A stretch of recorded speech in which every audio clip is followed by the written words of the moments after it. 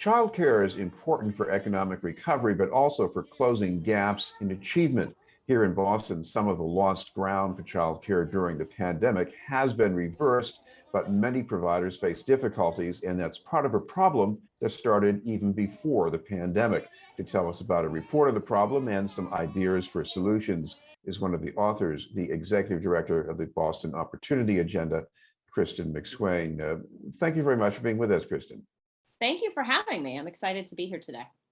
Kristin, to put this into perspective, instead of talking about how much we've lost in childcare over the past year plus, what has the gap been like? Because I think not too long ago, it was 35% of the kids in Boston did not have access to childcare in their neighborhood. How much worse has it gotten?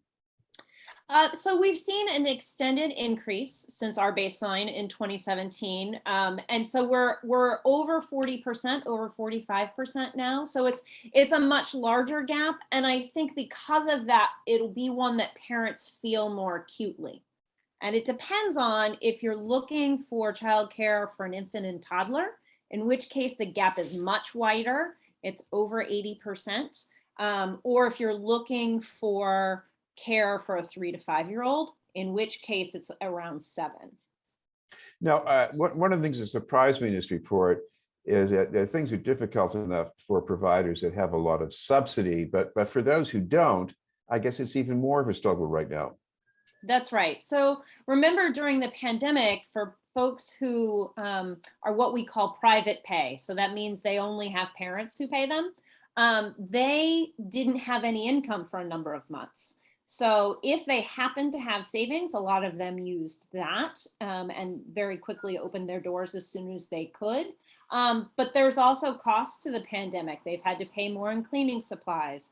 They've had fewer children over a period of time. And so for a system that really has very small margins, that's incredibly challenging financially. And now many are struggling to find employees. Now, I know there's been a long debate over the value of childcare educationally, and that can vary from even just from one provider to another. But what about the value of screening kids at a very early age and then intervening in some way?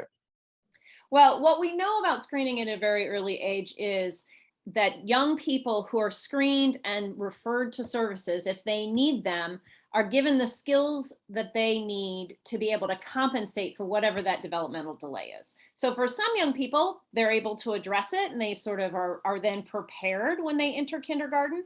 For other young people, it just means they and their families have better skills going into kindergarten than they might otherwise have had. So it doesn't necessarily mean they don't go to special education, but it may mean that what they need looks differently, because when you're younger, your brain's ability to grow and learn and adapt is different than as you get older. And so you enter less far behind than maybe you would have.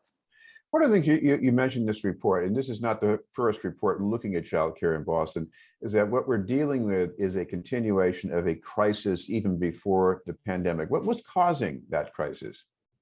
Well, there's a number of factors that go into it. One is that rent is very expensive in Boston and in Greater Boston. So you see a larger cost put into facilities.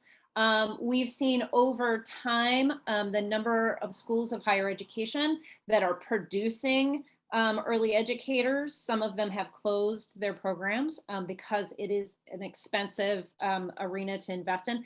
And then the other thing is it's very expensive in terms of your cost per child, right? So for infants and toddlers, you can only care for a certain number of them versus 3 to 5-year-olds where you can have better ratios. So it's just an expensive endeavor to begin with. And then the pandemic has made it more expensive with the other costs that have been piled on top of that. Now, one of the ideas is a possible part of the solution here is to advance the profession. It sounds like something that would help the child care workers and maybe the children as well, but what would it take to make that happen?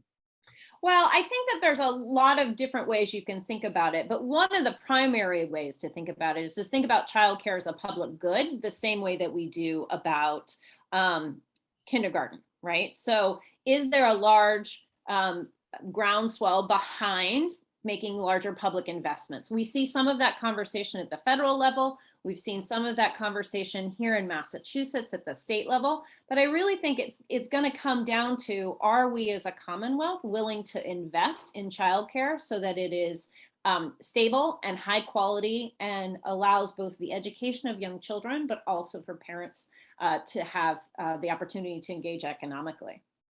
Well, as you know, there have been all these studies. Some of them say, well, looks as if childcare doesn't really work that well in the long run if you look at test scores a few grades down the line. What's the difference between the childcare that's not effective and the kind that is effective? So I think there's a couple of things about childcare that are really important. One is having skilled, trained workforce that is stable, right? Because one of the things that we know that is a protective factor for children are stable relationships. So what you don't want is a childcare where every couple of weeks or months there's a new set of people being introduced, because those stable relationships are really important for young children. As they are obviously for adults as well, but young children need to have the ability to gain confidence and have loving relationships with those around them. It's also really important for them to have access to different kinds of learning opportunities. So toys that are tactile and different kinds of things that help young children begin to ask questions about their surroundings, to be thinking, to be making hypotheses, if you want to use a big word in an early childhood space, but really rich opportunities to grow and learn and engage with the world around them and with their peers. What about business models for these providers? I know those probably vary as well, but any ideas for making them work better? Well, there's a couple of things that we suggest. One is partnerships between employers and centers. We've seen some of those be very successful, but they are very small. So how do we think about taking those kinds of partnerships to scale? So on the center side. In the family child care space, really what we've been focused on is providing them with the same kind of small business supports that an entrepreneur getting their new business off the ground would receive. A lot of times, because family childcare is so regulated, and it really has been a lot of women who've had experience in childcare in one way, shape, or form entering through the childcare door, not necessarily through the business door, if you will. So they don't always access the kinds of supports that a new startup might. And so we've been making those connections and working deeply with the city of Boston to fund business classes and marketing and things like that for family childcare, which is very flexible and can meet the needs of workers, particularly those who don't work a standard business day. When I look at this report, among the different providers, there are some with subsidies, and they might have a capacity that's not being used, that they're being paid for maybe. And then you have the other ones who don't get subsidies. And it seems that before they were the more stable. They had people who were willing to pay, and there was demand. So what has changed that? So I think for a lot of childcare providers who are private pay during the pandemic, many of the parents that they served might still not be going back into the office, maybe working from home, and found other childcare arrangements during the pandemic that were able to meet their needs. There are also some parents who are fearful of putting their children back in care because they are still not confident around all the safety and health regulations for COVID, right? So you've got some of both of those things. And then there are some that we're just not able to open again. We see a lot of childcare, particularly in the family childcare space, that did not survive the financial stress of the pandemic. And so the question is, how do we support the opening of new centers in family childcare? The other thing I will say, in terms of the subsidies, we did see that a center or a family childcare was 4.6 times more likely to reopen if they had subsidies. And part of that is because the state changed the way they were able to do reimbursements during the pandemic. At some point, unless the policy changes writ large, they're going to have to revert back to paying for attendance. And I think at that point, one of the things we're really worried about and watching for is, do we then begin to see some of our centers and family childcare who've been able to support continued opening because of subsidies, will we see a decline in the number of them that are able to remain open?